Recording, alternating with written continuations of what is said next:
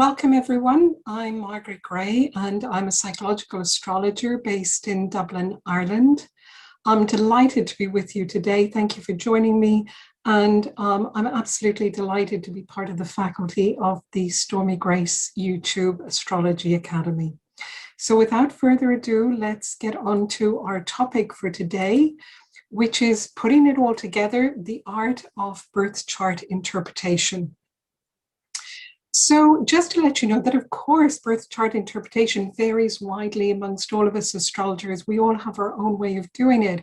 And because my background is in psychological astrology, and I'm also a psychotherapist with individuals and couples, that's where I'm coming from. So that's really where my approach is. And I often do combine astrology with psychotherapy.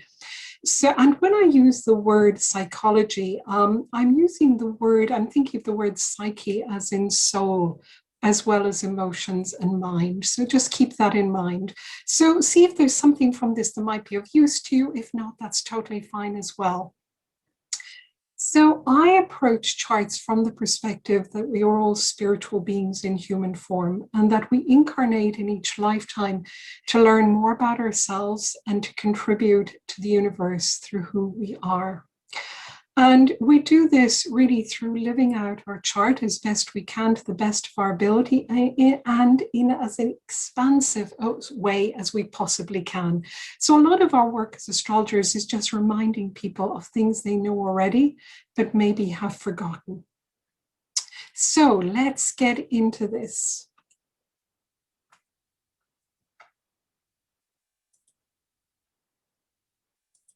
Okay. So what are the key considerations? So today we're joining the dots, as I said, and this is one of the most exciting parts of doing astrology and also one of the most frustrating parts if you're starting off as an astrology student, because often at that stage, you have lots of bits and pieces. Maybe you know about the planets and the signs and the houses, but you mightn't know how to tie it all in together. So I'm hoping that today will help you a little bit with that. So let's start by looking at what are some of the key considerations to keep in mind. First of all, what is your purpose in practicing astrology? Why are you practicing astrology? That's really a key question because that's going to determine how you interpret a chart. What motivates you to do this work? The other very important thing to consider is what is the reason the client asked you to have their, for you to look at their chart. That determines very much what information we share with them. Now, as all of you know who have been looking at charts for a while, there's an absolutely huge amount of information in charts. So we need to really make some choice in terms of what are we going to focus on. And it's very easy initially to get carried away with wanting to share all that information with clients. And I remember when I had just finished, I was probably, I did 6 years initially with a teacher, and then I did 3 years in London. Probably somewhere maybe halfway through all of that, I started charging a little bit for charts. And my very first client, she was incredibly quiet, and she gave me permission to use this, by the way, as a teaching example, but she was very quiet as I was reading the chart. And I had tons and tons of written information. And so the quieter she was, the more I went into detail and the deeper I went, thinking maybe nothing is resonating. So by the time I stopped, and it was a good 2 hours later, she just burst into tears. And she said she was totally overwhelmed that she had just come out of a substance abuse center the day before rehab. So, of course, I felt awful and sat her down. We had a cup of tea. And, by the time she left, of course, she was feeling much better and okay. But it was a huge lesson to me that really to be aware of where is the client at, not just the reason they're there, but also to keep monitoring where are they at, what are they really looking for and how are they feeling about it. So we all learn that in our own way. So I just thought I'd let you know that really that was my experience. The other thing is our own chart. Now, we all know that inevitably, Areas of our chart that we feel quite vulnerable in, our shadow areas, inevitably get triggered by clients' charts. And also areas where we might be going through particular transits. Say we're having a transit of Pluto to our sun or Uranus to our moon. We're likely to get clients that are going to trigger that. So it's going to emphasize those transits for us. It's just exactly what happens. And not to mention, of course, our Saturns and Chirons, our complexes, and also those parts where we feel a little vulnerable. Know what your strengths are. I know that my strengths are more in the area of intuition than with numbers. For some of you, it might be numbers, which is great.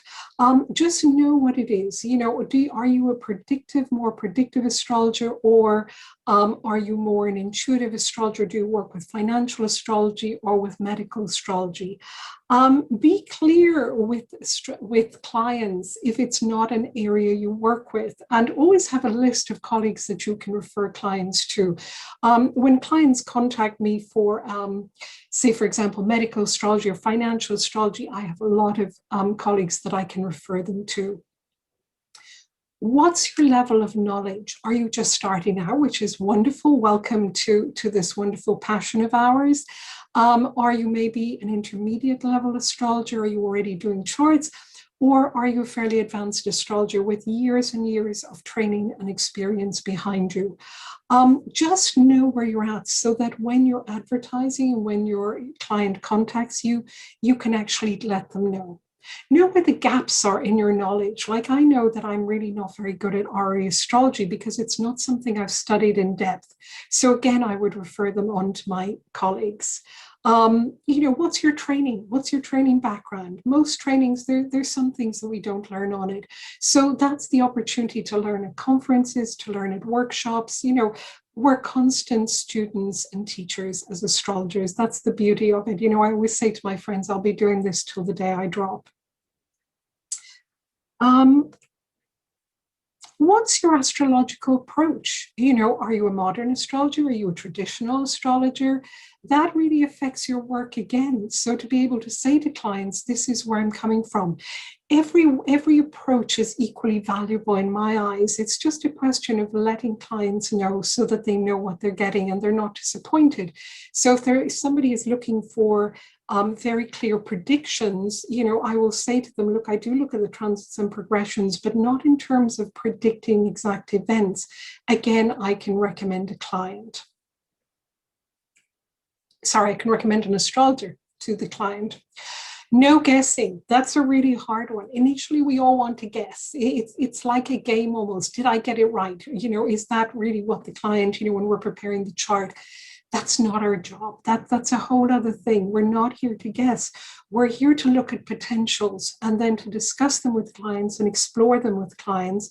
And that's why I like using questioning with clients in terms of, the potential. I'm wondering if this resonates with you, or what do you think about that? How does that feel to you? So really always be a little tentative, because we don't know.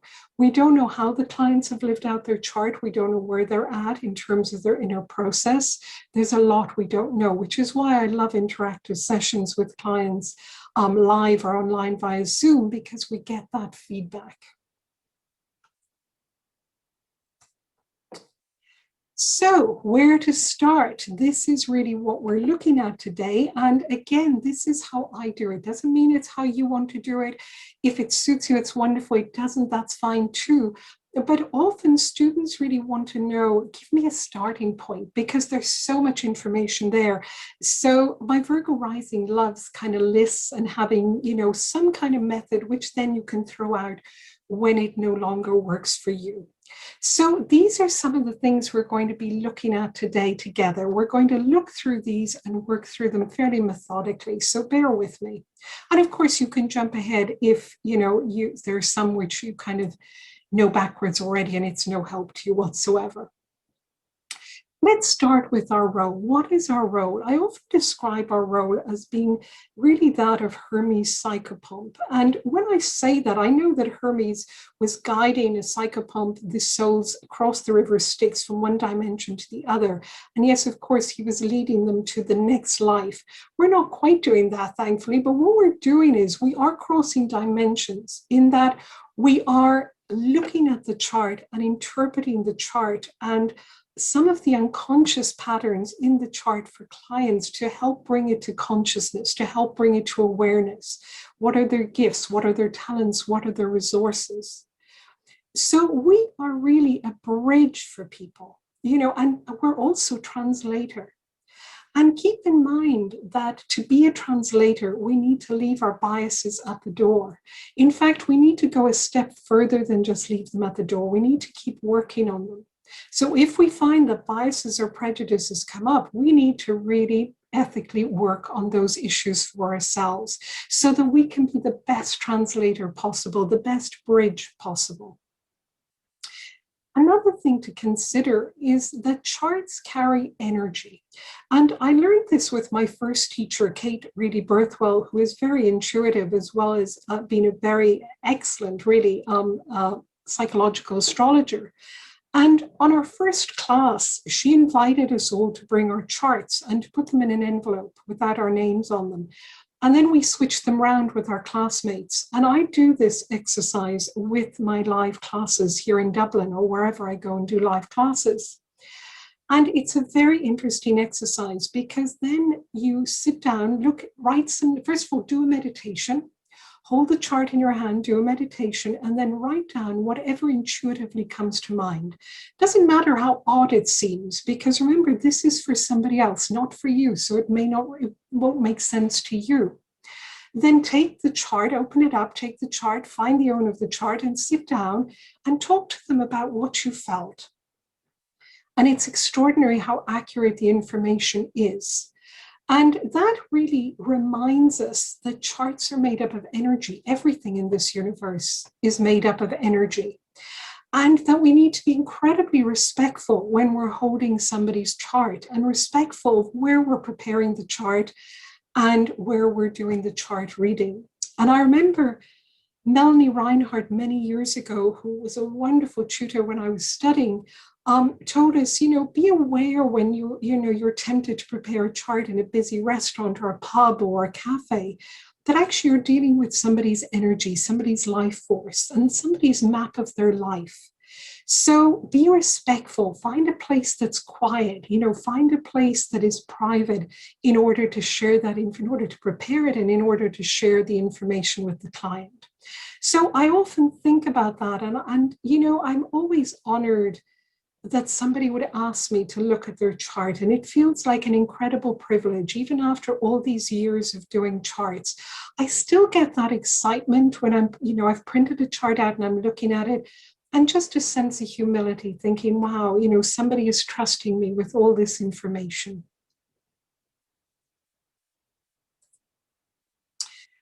Now, an important place to start, or a useful place to start that I like to start at, is looking at where the person is at in terms of their developmental life phase. Now, just to mention that I've used an example chart of somebody who has passed away. This person she was born in 1928. She would now be 93. And she is somebody who is very well known. But I would invite you to not look at the end of this recording to find out who it is, unless you're somebody who really has to excuse me, who has to get to the ending of books before reading the beginning. It's kind of interesting to not know what a chart, who the chart belongs to, just to see what you make of the chart as we go through it. So let's start with the life phases. And we all know astrologically, we know we go through different life phases, developmental phases. One of the big ones is adolescence. Now, for those of you who don't work with adolescents and work with adults, the midlife transits really resonate with adolescents because they tend to bring to the surface issues that have not been resolved, themes that started during adolescence, even though we're in a whole different phase of our life. So it's very useful to know a little bit about those developmental phases. What's it like to go through adolescence? Think back to your adolescence. Think back to the Jupiter transits, the Uranus transits, the Saturn transits. Think back what you were going through during that phase. And then if you've got a client who's somewhere between 37 and 44, you know that they're in their midlife transits, and you can ask them, what's unfinished, what's unresolved for you from adolescence, and what's coming to the surface? Saturn return is another key developmental phase, of course, and the first Saturn return at 29 is going to feel very different than the second Saturn return at 59, 60, and then the third Saturn return at 90. Remember that we're in very different stages of our life. So the first Saturn return is embarking on incarnating ourselves. Saturn has done the first tour around the chart. So we're really solid on this planet and ready to manifest something. By the second Saturn return, we've manifested a lot on this planet. We've got life experience. And so we're deciding for this last third of our life, how do we want to spend it? And time feels very important, that sense of time maybe getting shorter rather than longer. Whereas at the first Saturn return, regardless of what our lifespan is, we hope that we're going to have a long lifetime ahead of us. Now, by the third Saturn return at 90, and this client, I'm going to call her our client because, she is, for the purpose of this example, she's been through her Uranus return, and she's been through a third Saturn return, and she's almost at her second Chiron return. So our focus for her, if she was coming to us as a client at this age, 93, would be to maybe prepare her for her second Chiron return and to explore what was that like when you were going through the first one. So just to keep in mind, what developmental phase. Also, where is the person's generational planets? What generation do they belong to? Now, our client belongs to the Uranus in Aries generation, and we've all just been through a Uranus in Aries cycle. We've just started a new one. We remember that one. And so we know that Uranus in Aries is idealism. What are the ideals of that generation? Well, individuality, fighting for your rights. It's the start of a whole new Uranus cycle around the zodiac. And her Uranus is in the early degrees of Aries. So she's right at the start of that cycle. This is the chart of somebody a generation who are pioneers. Pluto in Cancer generation, where transformation, empowerment of women's roles changed during this generation. And Neptune is in Leo. So the dreams are also of individuality. So we have two transpersonal planets in fire signs. So we know this is a generation of leaders, of people who want to make changes, who probably had to battle to make changes. And it's always interesting with clients, if they're a different age group to ourselves, to look at what was going on in the world at that time. What were they a part of? Because their generational planets are imbibed with those changes. The next thing I love to look at is the elemental balance. Now, the elemental balance, I just love the elemental balance because to me, it's part of being incarnated on this planet. It's part of our connection with nature. And, if we look, I always say to students, look all around you. We're surrounded by the elemental balance of fire, earth, air, and water. I mean, fire is so basic. Think of the sunlight as fire. Without fire, we'd have no heat. We'd have no light. We wouldn't be able to see all around us. And fire, astrologically, is about hope. It's about enthusiasm. It's about a sense of the future. So if you've got a chart that is strongly fiery, you need a sense of hope. If the hope goes out, the light goes out, and it's really hard to function. And a sense of future is very comforting for anybody who has a lot of fire, like the client that we're dealing with. Fire is very much also being a step ahead. It's like being a little bit of a step ahead. So if you've got a lot of fire in your chart, you might feel at times that you're almost a step ahead of the rest of the planet in ways, the rest of the people in the collective. Most charts don't have an exact planetary balance of elements. Most charts have elements that are strong and some elements that are a little less strong. And I do believe that the element we're weakest in is the element we're here to really learn about and to consciously learn about. So we'll go through that in a moment with our client. Let's first move on to Earth. Earth is about being grounded. Earth is the earth realm. Think of what we do with Earth. We plant beautiful plants. It's fertile at its best. Now, Earth can also get very dry and very stuck, so it needs some water to really soften it. Similarly, fire can get out uncontained. I mean, think of the shocking fires we're witnessing in the west coast of the US at the moment, and we've witnessed them in Australia and in other countries. And that's uncontained fire, so it needs a container. Now, Earth is the world of practicalities and realities. No point talking about hope for Earth if there is nothing concrete to show. So Earth is very much about what's in the here and now. What can I see? What can I touch? It's very sensual. It's very tangible.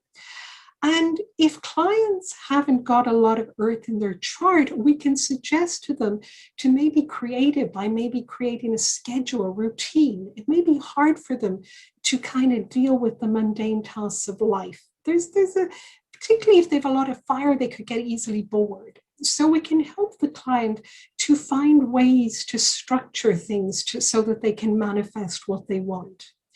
Now, with fire, if there's a lack of fire, I forgot to say that we can really encourage the client to build courage, so to take some risks. You know, really like the Fool in the tarot deck, to jump off the cliff. Air is about ideas and concepts. Air is also about freedom of mind and thought. Air is the ability to stand back. Think of air. We need air to breathe. If we haven't got air, we literally suffocate. So if you haven't got a lot of air in your chart, it can be helpful to open windows to learn some breathing techniques. Air is the ability to get the overall picture. It's an amazing gift to really see the pattern in things. And if somebody hasn't got a lot of air, it can be hard to detach, and we might need to help clients to realize that not everything is personal, that there are bigger pictures at work, that there's a bigger pattern. And so studying is an amazing way to get air, because studying engages our mind, moves us a little bit away from our emotions, and we become a little more detached and in the mental realm. Water is the element of emotions. Water is fluid. Water is also unstoppable. Water is about the feeling realm. And so with clients who have a lot of water, that's where they're operating from. If clients don't have a lot of water, of course they've got feelings, but they don't dance with them so comfortably. It's not their immediate place to interpret the world from. And I had a client, and he's given me permission to say this, but I had a student actually many years ago who had no water in his chart. And we had a running joke that as soon as he would come into the room, I would say to him, "How are you feeling today?" And even though he knew I was joking, his immediate reaction was always like that look in his eyes of rabbit in the headlights, because that wasn't his place of comfort. So if somebody hasn't got a lot of feelings, it's easier to say to them, "Oh, what are your thoughts on this?" rather than "How are you feeling?" Remember, language really matters. Now, if we look at this chart, we can see that this client has a lot of fire in their chart. They've got Sun, Jupiter, Saturn, Neptune, Uranus, and the ascendant. So this is a very fiery chart, particularly when the Sun is there and Jupiter right next to it, expanding that energy. Now, the Saturn, Neptune, and Uranus are a little bit less powerful, because Saturn is more where we have issues, where we have where our complexes lie, what we're here to work at and develop. So it's a work in progress. Neptune and Uranus are generational planets, as we mentioned. The ascendant, however, is very important. So having the ascendant as well as the Sun, Jupiter in fire gives this chart huge fire energy. Here is somebody who can really help people to feel hopeful, instill optimism in people. This person needs a sense of hope. Also, fire is about individuality. It's about leadership. It's about being ahead. It's about forging new ground, particularly in Aries. So this is a client who is likely to be a leader and likely to not be afraid. Well, it doesn't mean they're not afraid, but Aries needs to really forge ahead, whether they're fearful or not. So the Aries journey is about a learning courage, because none of us are born with our sun sign fully developed. It's a work in progress. Now, this client has Chiron in Earth. That's the only energy in Earth for this client. So we'll come back to that in a moment. And they have Moon and Mars in air. Now, that air is very idealistic, but the Moon isn't necessarily that comfortable in air, because the Moon is more bodily, emotional energy within us. However, in air, it means that really this client has the ability to detach and not take everything personally. Now, she also has Mercury, Venus, and Pluto in water, and we're mostly looking at the Mercury and Venus in Pisces. This describes a lot of empathy, the gift of compassion, very intuitive, really being able to read between the lines, read people's feelings, which can be an incredible gift. We look at this more when we're looking at the houses, because this is in the 8th house, so it's connected to family. Now, when we're talking about the elements with clients, we always start from their stronger elements. So with this chart, we're starting with fire. We would describe to the client what a gift all this fire is, in some ways she might want to work with it. We only talk about the weaker elements afterwards, and I always talk about them as being less strong. So something you're less familiar with, less comfortable with. It doesn't come as naturally to you. And I always talk to them about how that element operates. So I would talk to her about Earth. Maybe she needs to really consciously build a routine in order to bring things to fruition. I'd also ask her how grounded she is. You know, does she consciously ground herself? Because there isn't a lot of that grounding energy. So that's really how I would explore the elemental balance in a chart.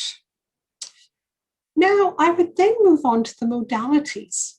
And we know the cardinal signs are Aries, Cancer, Libra, and Capricorn. And so I'd look in the chart, what has this client got in cardinal? Because cardinal is the energy. As the word says, it really has that connotation of being very active, very much about taking responsibility, taking leadership, not being shy to do that. Now, that's not either a good or a bad thing, because we need people to have all different kinds of skills. If everybody wanted to be a leader, we wouldn't have anybody doing the rest of the work. So really, it's about these signs having a natural propensity, which means that they don't often do well. If you have a lot of cardinal energy, you may not do well working for other people or being told what to do. So this chart has Sun, Moon, Jupiter, Uranus, and Pluto all in cardinal energy. Again, if we look at the personal and the social planets more, we're talking about the Sun, Moon, and Jupiter. This is pretty strong cardinal energy. So this really tells us, I will be exploring with the clients, what do you do in a leadership position? Do you enjoy leading? What's it like for you if somebody else is in charge? Does that feel comfortable or not? Then we look at the fixed signs. Fixed signs are Leo, Scorpio, Aquarius, and Taurus. And fixed, as the name described, are really energies that don't like really moving about a lot. They're fixed, so they don't like change.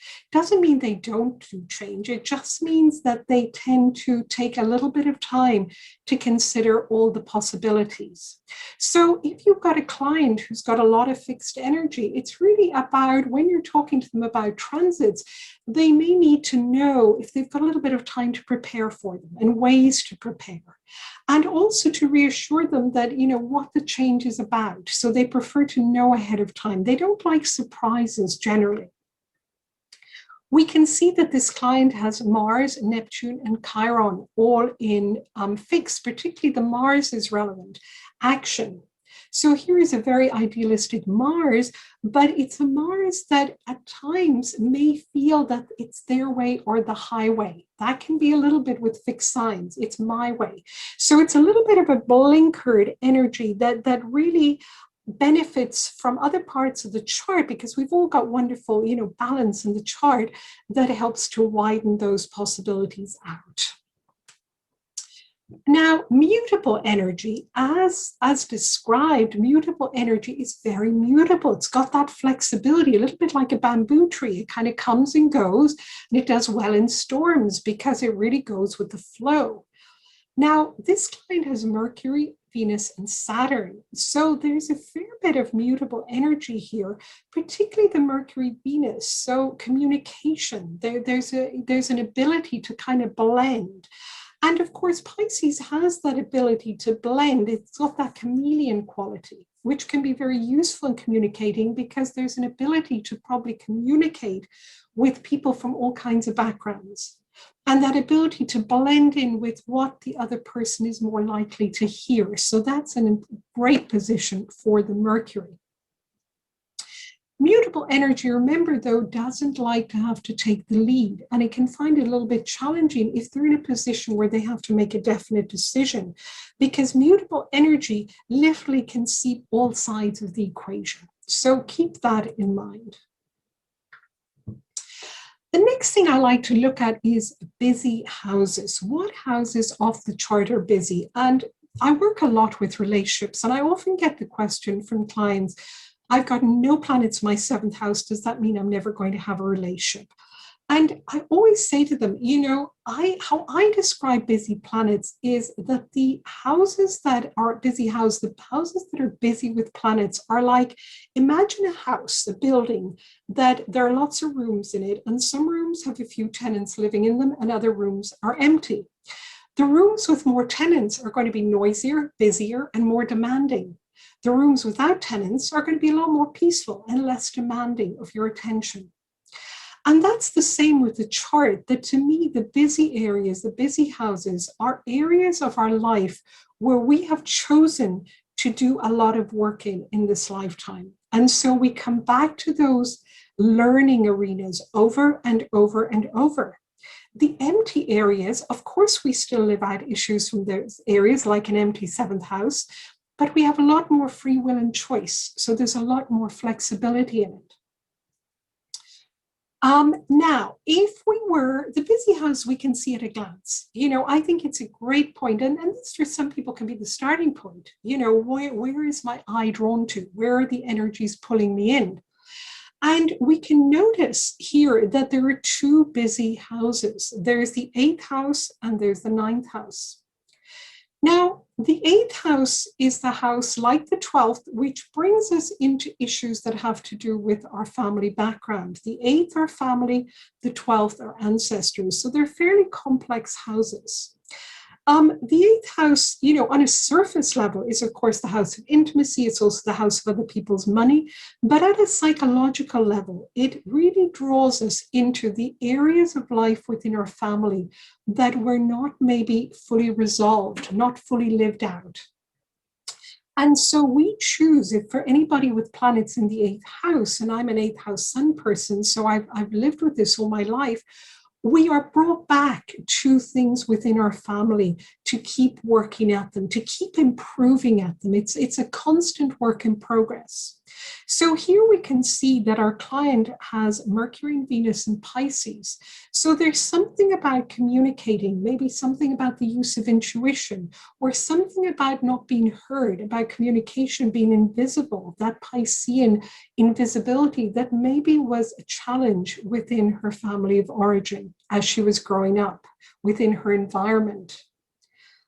Uranus is also here, and so this is the Uranus in Aries. We mentioned that before, generation. And it may be that there was something within the family about being an individual that wasn't fully lived out. So for our client, it's about owning her individuality. It may also be about losses. that happened throughout her life and how the losses were dealt with, people suddenly coming and going. So it's also about learning about how to get comfortable with new starts in life, new ways of being. The other thing, and of course, being comfortable with how to use her imagination, how to use that amazing Mercury, Venus, and Pisces in a creative way, how to value herself. Venus and Pisces sometimes can be about learning to value oneself, that maybe there wasn't a lot of respect, value attributed to that person. Now, the planets in the ninth house, and I've got a copy of her chart here, if you're wondering what I'm looking down at, is just easier to look at it here than on the screen. The ninth house planets are about the ninth house, the house of the philosopher, about learning, about travel, about expansion. This is higher education. So this is a busy house, which would lead me to wonder and ask the client, are you somebody who loves learning? You know, do you love traveling? Do you love hearing about different cultures, different belief systems?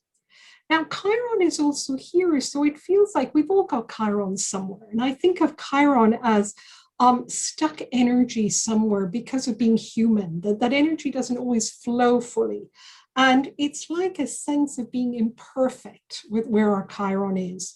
And this is the Chiron in Taurus. So there's a sense of, you know, remember, this is the only energy in Earth in the chart. And it's a little bit hurt. It's a bit of a hurt energy. And it's really hard to, you know, trust. It's a sense of feeling wounded in the body, wounded in the earth, wounded in the resources, feeling that the earth is really there to hold us. Now, for this client, the Chiron is very close to her MC, and we're going to talk about the MC a little bit later, but this is a very important part of her role as a healer, the wounded healer. So I would really ask this client, what do you do career-wise? You know, how do you live out your ability to be a healer? Now, to some degree, I believe we're all healers, but for some people, it manifests much more in their external world than for others. For some people, it's more an internal thing that is just really by being in the world. But this chart, I imagine it's somebody who actually has a need to manifest that ability to heal in some ways. And that healing is about helping people to regain their sense of self-value and their trust in the universe, in the earth. Think of Taurus. Think of finding that security within. So we come to the sun, moon, and ascendant and the aspects to them. And of course, some people start charts by looking at that. I just tend to leave that until I've gone along a little bit. So we look at, you know, where are these planets? What houses do they rule? And let me start with saying that we're in an era where we're finally challenging the stereotypes of kind of the male-female traditional stereotypes of mother, father, sun, moon, you know, Venus, Mars. And we're really looking at opening, widening the arena of really gender labels to planets as well as to ourselves. So if we interpret, really, if we move away from those traditional interpretations and think as both the sun and the moon as the archetypes within us of carers, of nurturers, that we project onto whoever is around us. For some people, it may indeed be a mother or father. For some people, it may be an aunt and uncle. For some people, it may be an aunt and aunt. Some people, it may be the two women who have adopted them, or the two women who live next door who care for them. Or for some people, it may be their two fathers. We don't really know that. What we do know is that we are projecting these energies, and that the solar energy is an energy which is about shining the light of who we are. And that the lunar energy is our emotional internal process. And then usually the first projection of that lunar energy, the first experience, is when we're within the womb, and then the early time in attachment either to mother if she is caring for us, or attachment to whoever is caring for us at that time. So now that we've cleared that, let's look at where these energies are. We've talked already about the sun in the ninth house. Here is a sun Jupiter, but notice that this is opposite the moon. So this person was born at an almost full moon, literally within, you know, short time of a full moon. So a full moon energy feels like an inner conflict between the solar energy, the external solar energy, which in this case is the sun in Aries, that is very dynamic with the Jupiter, wants to learn, wants to travel, wants to expand, and is very much, about the individual, the journey of individuation. And then we have this moon in Libra, which is in the third house, loves communication. So the third and the ninth house get on pretty well together. But it's also moon in Libra, which is really more about compromising and adjusting and thinking, well, what does the other person need as well as myself? So already we've got energies here that require integration. Now, the ascendant in Leo is ruled by the sun. So the sun is so important because it is the chart ruler for this chart. Another thing to look at is what are the aspects? And we have, because the sun and moon are opposite each other, they both have similar aspects and they both square Pluto. So this client is required on their journey to integrate the Pluto in the 12th house. We talked about the 12th house as generational issues. This is the collective unconscious. It's not easy to be comfortable, to be familiar, to gain familiarity with 12th house energies because they're so hidden. They're largely unconscious until later in life, certainly until the Pluto square Pluto, usually in midlife. So this person needs to integrate these deeper energies of transformation, which are transformation and empowerment of women through changes in the role of women Cancer, also changes in the role of creativity. Remember, Cancer is also about creativity and nurturing, what nurturing is all about. So this is part of this both solar and lunar journey. Now, she also has the Sun trine Saturn, and Saturn is in Sagittarius. So it's all about beliefs.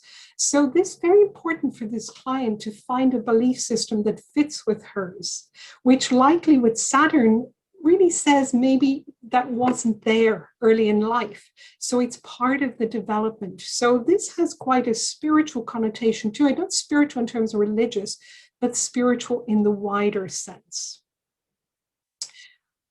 Also, when we look at the energies, we're looking at the sun. Of course, we said the sun rules the ascendant. It is the ruler of the chart. So it rules the first house.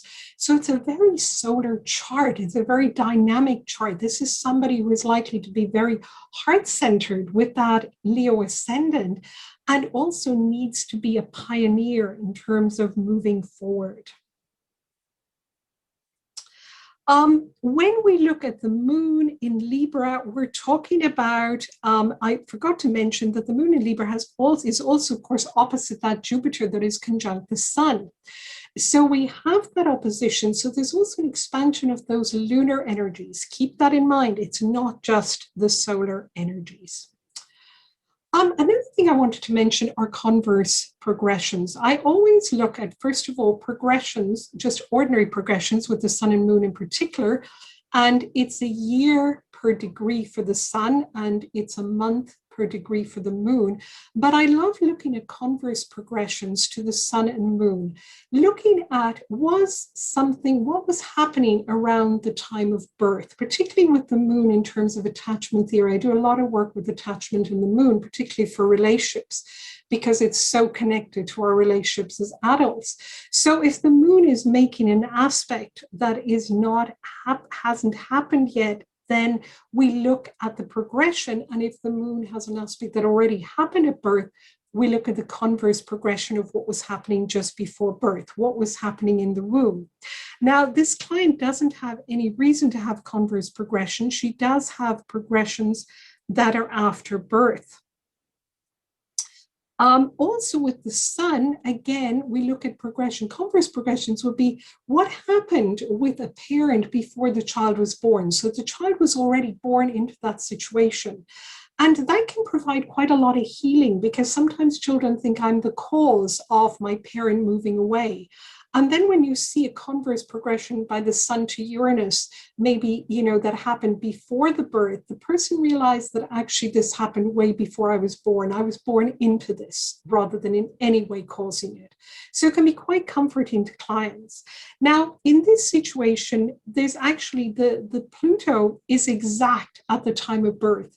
So I would ask what happened to a parent at the time of your birth? What impacted? Because usually when these happen so early in life, this is something that was going on in the parent's life that actually impacted the child. And Sun Pluto is an incredibly powerful aspect to have because it gives incredible resilience and incredible inner power when it's worked with consciously. And the Moon Pluto gives incredible depth of emotion. But I'd want to do a little bit of exploring. What was your experience of this when you were first born? What was going on for your parents? Was there a loss? Was there a bereavement? Was there a challenge? Was there a crisis?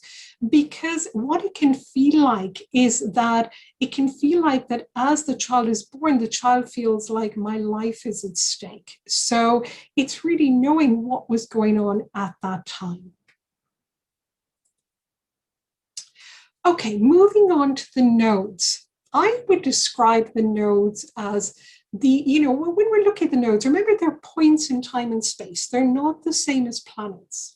And I describe the South Node because I personally believe in reincarnation. If you don't, that's totally fine. But I describe the South Node as the experiences of a past lifetime that's relevant to this one that we bring with us. So it's certain skills. If you don't believe in past lives, then you can see it as skills that you have already acquired, that you're good at, something you're good at.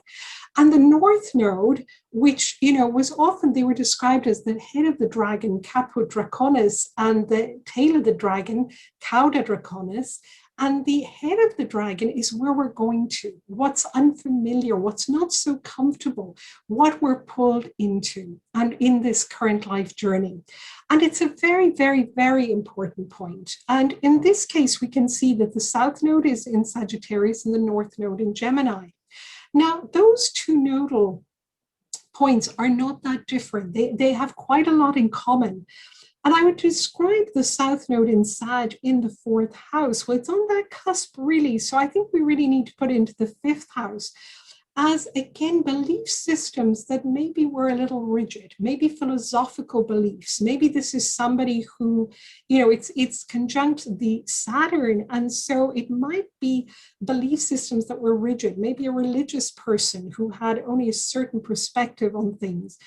And the North Node in Gemini in the 11th is about gathering ideas from groups and sharing lots of wide ideas. So this is somebody who's invited to widen their approach. I love Stephen Forrest's book on Yesterday's Sky on the nodes. I think it's a wonderful book. There are lots of other books, of course, but that just comes to mind because I'm thinking of what he said in that book. He talks about the missed step, and that's a planet that squares the nodes that we've already experienced in a past lifetime, but we're invited to do it a little bit differently in this lifetime. So it isn't the case in this chart. There are no missteps, but have a look in your own chart, of course, and see if that resonates with you. And just to say that I think, in keeping with, when I look at psyche in terms of soul, I do think the nodes are very important in terms of our soul journey. They really, and very, very important, they often get triggered in relationships. In fact, they often, in important relationships, we usually have some nodal aspect to the other person's chart, because with the people we love and the people close to us, and sometimes the people even we have a lot of challenges with, we have a deep connection from many lifetimes that we're working things through. So have a look at that. It's always very interesting. Now we come to the MC, IC, and descendant and the rulers. Here we come to the angles. So the other angles, the angles are very important, particularly when clients are asking about things like career, the MC, home, the IC, and relationship, the descendant. And we've mentioned a little bit the ascendant, but just to mention also that very importantly, of course, these angles are all opposite each other. So whatever affects one angle is going to affect the other. And the ascendant really describes our birth and also how we start new things. It's our view on life, the glasses we wear. I love the description by Howard Susportis in his book, The 12 Houses, that he describes us when the chick is coming out of the egg, it's pecking its way out. And some chicks have like 5-star eggs to hatch in, and some have 1-star eggs. And some come out just kind of picking a little bit at a time, and others just fly out of the egg in a hurry. And with Leo ascendant, it's very possible that our client flew out of the egg very enthusiastically with our heart open, dying to get out into this world in an excited way. So if we look at the 10th house, which is opposite the 4th, I often describe the IC and MC as if we're standing on Earth, think of your feet on Earth and your head is in the sky. And that's where the MC is, that very public part of us that is very visible up there. And the IC is that very private part of us that is much more hidden, often even to ourselves. It's our roots, it's where we come from. The descendant is the mirror, what we need to have mirrored by others to us. It's what we get mirrored in relationships. What do we learn about ourselves through others? And initially, we tend to project that onto the other person. So we often look for somebody who has the qualities of our descendant or of planets in the 7th house, because we really are hoping that through them we will learn. And of course, that's the idea, that we learn through them rather than keep that projection onto the other person. So when we coming back to the MC, let's have a look at this MC. This is an MC in Taurus. And the ruler, of course, is Venus, which we've talked about conjunct Mercury in the 8th house. So this Taurus, this is the highest point of the chart, and look at that Chiron right next to it. So here is somebody who needs Taurian qualities in a career. And Taurian qualities are a sense of security, financial well-being, but mostly a sense of beauty, a sense of, remember Taurus, that beauty of nature, a sense of connection with nature, creativity, all those wonderful qualities. The IC is in Scorpio. Now, this describes somebody who grew up in an environment, in a family that felt somewhat scorpionic, that home didn't feel totally safe. Think of the characteristics of Scorpio and Pluto. I had the great good fortune of living in Hawaii for about 10 years, and it was amazing to live on this beautiful volcanic island, one of many islands. I was on Oahu. And I had a real sense, and certainly my 8th house son could really relate to it, of living on pieces of land that are forming and unforming in the middle of a vast ocean. And, they're forming through this process of lava coming up, which is fire, and then manifesting into earth and then dissolving into water. So it was a very powerful experience and gave me a very visceral sense of what Scorpio is about. And Scorpio is about that forming and unforming within us, and the trust also that it's going to be okay, but we don't know. And Pele is the goddess of volcanoes in Hawaii, and I really find her amazing and a very empowering image. So for any of you who have strong Scorpio in your chart, I really encourage you to go and do a little bit of research on Pele, because all we often hear about is Hades, the male god of Scorpio, but we don't often hear about Pele. So do some research. She's quite an amazing character and very, very empowering. So the ruler of our client's IC is Pluto in the 12th house, which again is hidden, and it again is about the empowerment of women. So somewhere at her roots, this great passion and desire to empower women is very, very strong, and also helps her heal something for her ancestors. Finally, looking at the descendant, we have Aquarius. Now, we talked about air. Aquarius is about seeing the overall picture and having quite a lot of room to breathe and being a step ahead. Of all the air signs, Aquarius is very much a step ahead. It's more about groups than individuals. So here is a chart that on the descendant, this is somebody who needs relationships that have a lot of freedom in them. relationships that are a little outside the box. This is not a client that I would say, oh yes, you'd be delighted and happy to be in a little cottage with a picket fence and work 24/7 with somebody. This is a client that I would say, make sure you build enough space in your relationship, enough freedom, particularly with Mars in Aquarius in the 7th house. So the ruler is Uranus. Uranus in Aries in the 8th. We're back to that Uranus in Aries that we talked about. Ideals of being an individual. So this person needs to retain their individuality in their relationships. This is very important. And relationships help them to actually remember their ideals. So that's very, very, very powerful.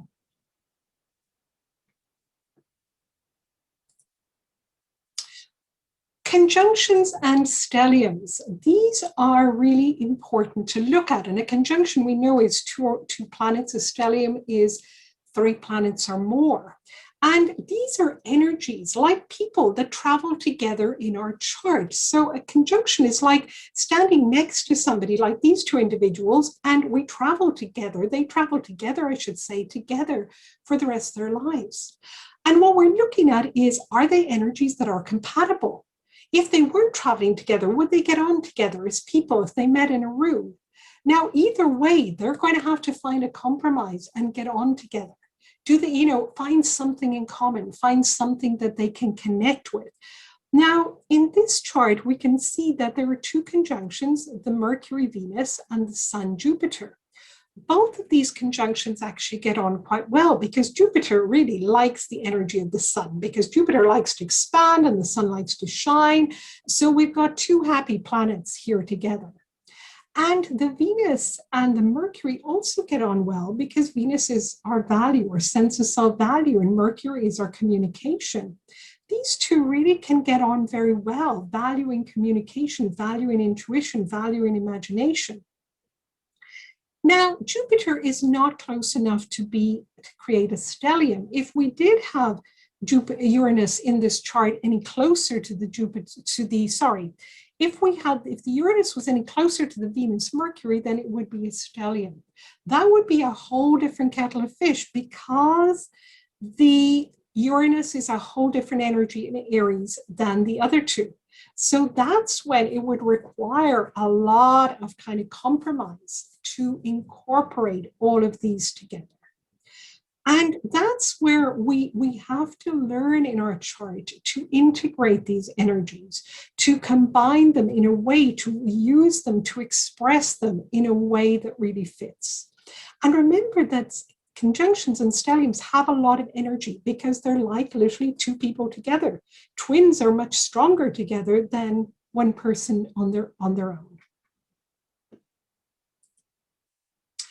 So what have we left? By this stage, I'm kind of really looking at what is left. What are the remaining planets and house rulerships? What have we not included? So back again to looking, a reminder of what are we focusing on? Is it career? So the remaining planets that we haven't discussed very much, one of them is Neptune in Leo in the 1st house. And Neptune is very important. Neptune is, I mentioned the dreams of the generation, which is about being individuals. And in the 1st house, this is very powerful. This means that somewhere our client has to express this Neptune. These dreams have to be expressed, these Leo dreams. They're also about the heart, about coming from the heart. So somehow this is a very important part, and it's opposite the Mars in Aquarius. Now, Mars in Aquarius, we also haven't looked at a lot in the 7th house. Mars in Aquarius is really being able to discover one's will, one's life force through interacting with others. So interactions are very important. And this is someone who is likely to enjoy debating with somebody, particularly about world affairs, about things that are going on in the collective. And opposite the Neptune, her job is to integrate these, integrate her belief in individuality with her drive to improve the collective. Because the dreams of individuality are much more an individual process, whereas the Mars is really pushing her to see the bigger picture and think, okay, but how does this serve the collective? And I really love how our charts often have these checks and balances. That if we've got very strong individual energy, like the Leo energy here, the Neptune Leo, the ascendant, and the Aries energy, which is very much about me and the world, then there's this lovely balance of the Aquarian energy, which is about us and the world, and the lovely balance of the Piscean energy, which is that huge compassion and unconditional love for everyone in the world and the intuitive understanding, not to mention the Libra moon, which is about balancing and fairness. So we've got these two planets together, and the Neptune rules the eighth house.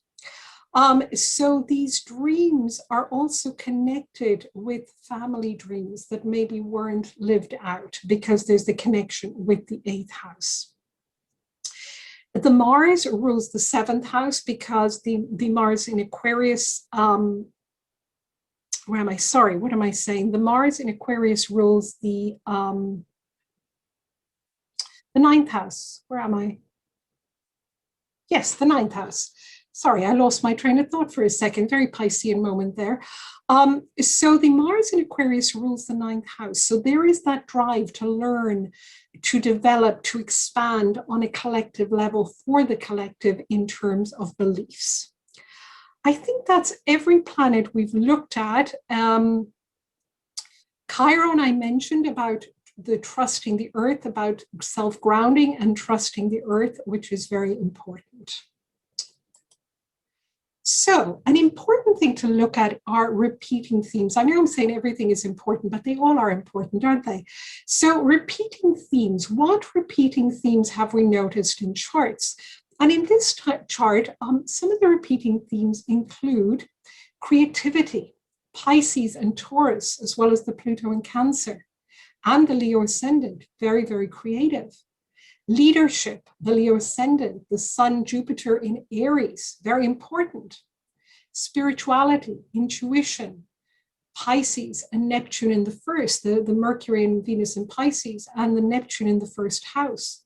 Strong idealism for the betterment, the improvement of the collective, Mars in Aquarius and Uranus in Aries. Communication is very important. Mercury and Venus in Pisces, and the North Node in Gemini. So these are some of the key repeating themes that we've seen over and over and over, and those are very important. I always make a note of those. Regardless of what the client has come for, it's very useful to know what are the repeating themes that are coming up over and over again in a chart, because they're very likely to then, particularly if they're sparked off, I should say, by transits. So transits and progressions. What we're looking at is what is being awakened for the person right now. And I usually, by habit, I print out the chart and then I write the transits in by hand from the ephemeris. As an outer circle around. And I do that because I just find it helpful. It kind of grounds the chart for me. Now, the grid, of course, is incredibly helpful to see the exact degrees and to make sure that I'm not missing anything at a glance. I tend to like to look at the transits at a glance. Where is my eye drawn to? Progressions, remember the transits are a little bit more external. We're all going through the same transits in the sky. They land on different parts of our chart at different times. So they're awakening different parts of our chart as individuals. But everyone has, the sun is in the same place every day for all of us throughout the planet, and Uranus is in the same place. We're all experiencing the Saturn-Uranus square at the moment. It just depends where it actually lands. Progressions are different. Progressions are much more internal. There are internal process. It's like the penny drops and something clicks into place, and there we are. Progressions are very interesting to look at in terms of when they reach a planet. It's helpful to look at when did the transit to that planet start. And the progression to that planet then gives us a time of completion.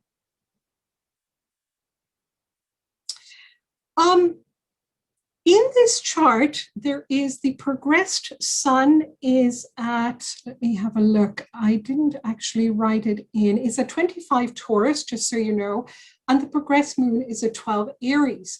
And I chose a particular time in this person's life to put up the transits because, of course, they have passed away. And you'll know who the person is when I now put up her book, her very, very famous book, I Know Why the Caged Bird Sings. It was one of my favorite books during adolescence and made a huge difference in my life. So I absolutely love Maya Angelou's work. And I think she was quite an amazing person, amazing poet, an amazing writer, an amazing activist, an amazing feminist. She really broke ground, and really this book was very much about her growing up years and includes her experiences of abuse, her experiences, a lot of her experiences in all areas of life. But what's very powerful is that it offers hope. It really offers hope and empowerment. And if you didn't know until now who she was, maybe now, her chart really falls into place in terms of what an amazing person she is and how she really lived out her chart to the full.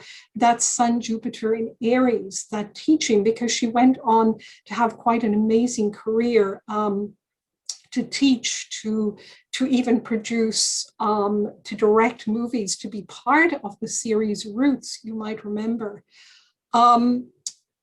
So let's have a look at the transits that were going on at this time when this book was produced. And this book came out on the 1st of in December 1969. Apologies, I put the 1st of December. I'm not sure of the day, but I do know the month is correct from research. So what do we actually notice here? Well, we noticed that she was almost at a Mars return in the 6th house of work. So what a wonderful time to put her ideals into action. Sorry, in the 7th house of relationships, which was really about, I don't know where I got the 6th house work, but anyway, in the 7th house of relationships. And this book was all about relationships, very much about her relationship with her family, very much about relationships with the people around her, and the good and the bad, the challenging and the, and the joyful. We also have, let me have a look. Uranus is conjunct the moon in this chart.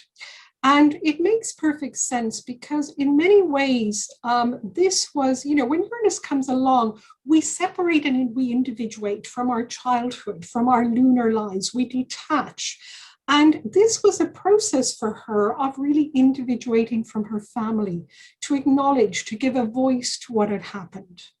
And a journey of, to some degree, to separate from the family. So that makes absolute sense. And it was going into the almost opposition with the sun, because the moon, of course, it was almost a full moon, but not quite. And her sun is at 14. So Uranus was going to go on to oppose her sun. So it wasn't just separating from one parent or from one member of the family. It was actually separating from both, individuating. Here is her awakening, her process of, going out into the world and telling her story. Pluto was also quincunx Mars at this point. So here is the Mars really being activated by both the Mars and also by Pluto. So that things that had happened in relationships that were somewhat challenging, Pluto brought out, dug out, exposed, brought out into the opening. So if we were working with this client, I would start, if I were working with this client, I would start with the transits that feel, that feel very much about empowerment, that feel like they're about, almost the Mars return. I would talk about Mars and the will and, the life force that's in that and how powerful that felt. And then I would then later talk about the Pluto to the Mars and ask a little bit about that. And also, what did it feel like? Did you feel exposed? Did your relationship life feel quite exposed? Now, when she wrote this, you'll notice that she was in her midlife transits, and she was actually in her Neptune square Neptune. So Neptune square Neptune, here is transiting Neptune, is in the 4th house and her natal Neptune in the 1st. So her roots, a dissolving of her roots. a recreation of herself and her dreams. And Neptune square Neptune is always about letting go of dreams that are no longer viable and really taking on board, really living out or deciding we want to live out dreams that are still viable. So this was a very important point for her in terms of her dreams, of letting go of some dreams and really taking on board other dreams and letting go of issues in her roots that really felt no longer suited her. There's lots more in this chart. I encourage you to have a look at this if you're interested and doing your own research. We haven't got the time to go into any more detail in it, but it's just to give you a taster of how to progress through the chart. So some things not to forget. The solar return chart for the year, I don't always do it. I do it if clients are coming to me around their birthday or when they ask me for a solar return chart. It can be very interesting. It can be really helpful.